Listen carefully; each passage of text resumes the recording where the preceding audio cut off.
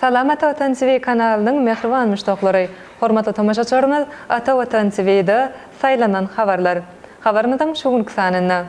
Türkiýanyň we Türkmenistanyň mejlisiniň başlyklary doşdy. Ankarada Türk toparynyň 8-nji mejlisi geçirildi. Türkmenistanyň we Türkiýanyň bilim ministrleriniň doşugy, Özbegistan, Tejikistan we Kyrgyzstan Aziýanyň kubogyny geçirmek üçin hödürname berdiler.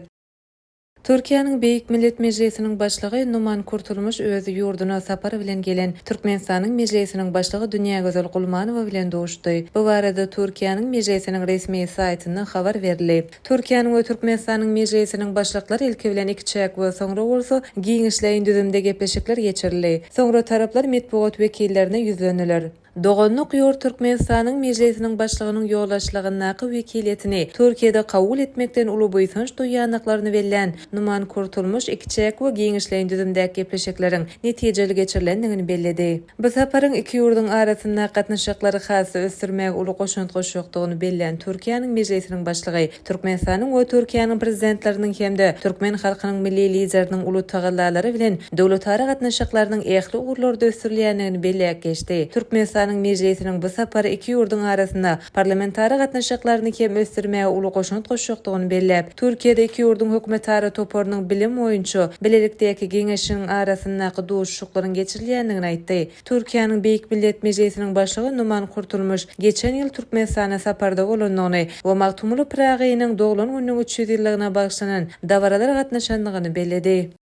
Türkiýanyň paýtagty Ankara şäherinde ykdysady hyzmatdaşlyk boýunça Türk toparynyň 8-nji mejlisi geçirildi. Oňa Türkiýe Respublikasynyň vice-prezidenti Cevdet Yılmaz we Türkmenistanyň ministrler kabinetiniň başlygynyň ornwasary Nökerguly Ataýguly başlyklyk etdi. Türkiýe Respublikasynyň prezidentiniň diwanyna geçirilen hökümetary Türk toparynyň mejlisiniň netijeleri boýunça tesirnama gol çekildi. Soňra türkmen we türk taraplar medeniýet wekillerine ýüzlendi. Türkiýanyň vice-prezidenti hökümetary Türk toparynyň mejlisiniň jemleri boýunça 87 maddeden ibaret bolan tesirnama gol çekilendigini bellidi. Milli önümleriň sergileri gurnalar 2024-nji ýyly Türkmenistan bilen Türkiýanyň arasyndaky sowda dolanşygynyň 2,12 milliard dollara barabar bolanyny belläen Cevdet Yılmaz sowda ykdysady gatnaşyklary barada şeýle diýdi. Sowda gatnaşyklarymyz okuny ötüşe eýeder. Şunuň bilen baglykda Türkmenistanyň hem eksportynda hem de importynda ikinji orunda bolmak bizi buýsandyrýar. Birinji oruna geçmek arzu edýäris. Döwlet başly tölnörmezin tawşyryklary esasynda sowda dolanşygynyň möçberini 5 milliard dollara ýetireriz. Bu öňde goýulan maksada ýetmek üçin bilelikdäki tagallarlardyr. Şeýlekem Türkmenistany Türkiýanyň eksport haritlarynyň sergisi we Türkmenistanyň eksport haritlarynyň sergisi ýaly ykdysady çäreleri kurap, hususy pudoň wekilleriniň duşuşlyklaryny gurnamagy dowam ederiz. Türkmenistanyň TV gazy Türkiýe geler. Energetika pudogyny Türkiýanyň Botaş kompaniýasy bilen Türkmengaz döwlet konserniniň arasynda gol çekilen şertnama bilen Türkmenistanyň TV gazy 2025-nji ýylyň 1-nji martyndan Türkiýe iwerilip başlanmagynyň göz öňünde tutulýandygyny belläen vice-prezident Cevdet Yılmaz munyň uly üstünlükdigini bellidi.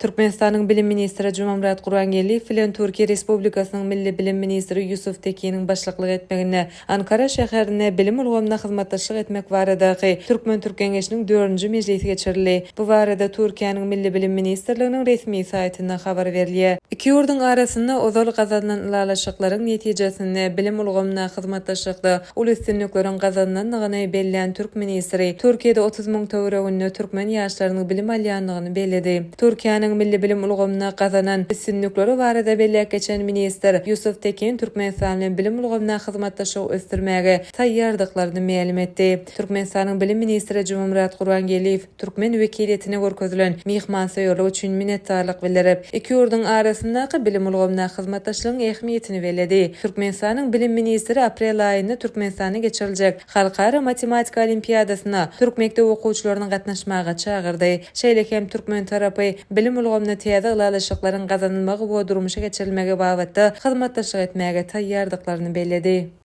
Özbegistanyň, Tejikistanyň hemde Kyrgyzstanyň futbol federasiýalary 2031-nji ýylda Aziýanyň kubogyny almak ugruna halkara ýarşy geçirmek üçin bilelikde ýüz tutdular. Bu barada 3 ýurduň futbol federasiýalary habar berýär. Aziýanyň futbol konfederasiýasy iklimiň iri futbol ýarşyny gurnamak üçin hödürlenen ýüz tutmany seretmäge başlady. Soňky ýyllarda Merkez Aziýa döwletleri futbol infrastrukturalaryny işçiň ösdürýär. Özbegistanyň futbol assosiasiýasy goňşy döwletleri bilen bu ýarşy ýokary derejede gurnamaga taýýardygyny beýan etdi. Taşkent, Namangan, Fergana we Karşı şäherlerindäki stadionlar halkara ülümlerine laýyk getirildi. Şeýle hem sewit ýurtlary ýaşlaryň arasynda iklim derejesinde hemde dünýä derejesinde futsal ýarşlaryny hem gurnadylar. AFK-nyň talaplaryna görä Aziýanyň Kubogy ýarşynyň açylyş hemde final ýarşlarynyň geçiriljek stadionlarynyň azyndan 50 000 jan köýre kabul etmek mümkinçiligine eýe bolmalydyr. Kyrgyzstanyň paýtagty Bişkekde gurulýan Bişkek Arena stadiony 51 000 jan köýre niýetlenenler. Häzirki wagtda 2031-nji ýylda bu ýeri ýarşy gurnamak üçin Kuwait, Indoneziýa we Birleşen Arap Emirlikleri hem köýdürnämeleri berdi. AFK-nyň ýolbaşy düzümi bu ýarşy geçirjek ýurdy 2026-njy ýylda saýlar.